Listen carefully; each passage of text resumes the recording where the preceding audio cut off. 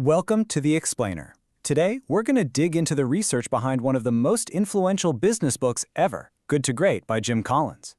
We're going to uncover the fundamental principles that really separate the truly exceptional companies from the ones that are just, well, pretty good. All right, let's just jump right in with the book's big central idea. And it's a little provocative. The argument is this: being a good company, being comfortable, is actually what stops you from becoming a great one. That very satisfaction with being good enough becomes this huge barrier to ever achieving real greatness. And we're not talking about a small difference here. The study found that the companies that made this leap, they delivered stock returns that were nearly 7 times the general market over 15 years. And these weren't flashy startups either. A lot of them were kind of boring, overlooked companies that just produced these absolutely extraordinary results. So the big question is, how on earth did they do it? The research team started digging. And the first, most critical pattern they found in every single one of these companies was a very specific and honestly surprising type of leader running the show. This idea of level 5 leadership just completely shatters our modern image of the celebrity CEO. These are not the larger-than-life personalities you see on magazine covers. No, instead, they are a complete paradox. And it's right there, in that paradox, that all their power lies. So, on one hand, you've got this deep personal humility. They're often described as quiet, reserved, channeling all their ambition away from themselves and into the company. But, and this is a big but, on the other hand, they have this absolutely ferocious, unstoppable professional will. They are just fanatically driven to get results. This mix is the key. Their humility makes the best people want to work for them, while their will gets everyone laser-focused on the mission. And these leaders, they didn't want the spotlight.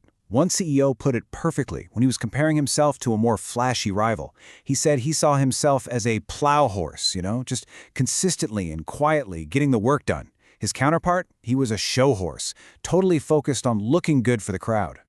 This whole mindset is captured perfectly by this analogy they use, the window and the mirror.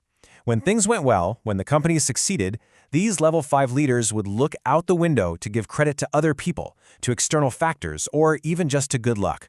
But when things went south, they looked right in the mirror and took full personal responsibility.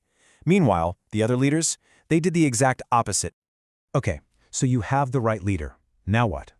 Well, the next key principle shows how this all builds. Once you have a level 5 leader in place, their first job isn't to come up with some brilliant strategy. Nope, it's something way more fundamental. They focus on who before they focus on what. The metaphor is so simple, but it's really powerful.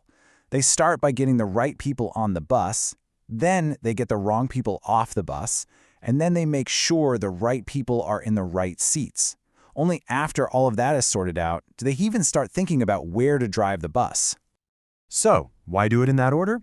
Well, think about it. If you have the right people, they'll stay motivated and they'll adapt with you, even if the destination changes. Why? Because they're on the bus for who else is on it with them. If you have the wrong people, it doesn't matter how great your strategy is, you're just never going to have a great company. A great example of this from the research was in the banking industry. You had Wells Fargo, a good to great company, that would just relentlessly hire the best talent they could find, often before they even had a specific job for them. In contrast, Bank of America had this weak general, strong lieutenants model because they were afraid that top talent would be a threat. And that ultimately just created a culture of mediocrity. Okay, I know what you might be thinking. This whole getting people off the bus thing sounds a little harsh, right? A little cutthroat? But the research found a really important distinction in how the great companies handled this. The great companies were rigorous, not ruthless. See, a ruthless culture is all about hacking and slashing, arbitrary firings and panicked layoffs. It creates an environment of fear. A rigorous culture, on the other hand, just consistently applies high standards to everyone, especially the people at the top. And that actually makes it a better place to work because the A players love it. They know their hard work won't get dragged down. So here's the real magic of it all. When you get this first who principle right, a ton of your management problems just melt away. The right people don't need to be micromanaged. Their own inner drive is all the motivation they need.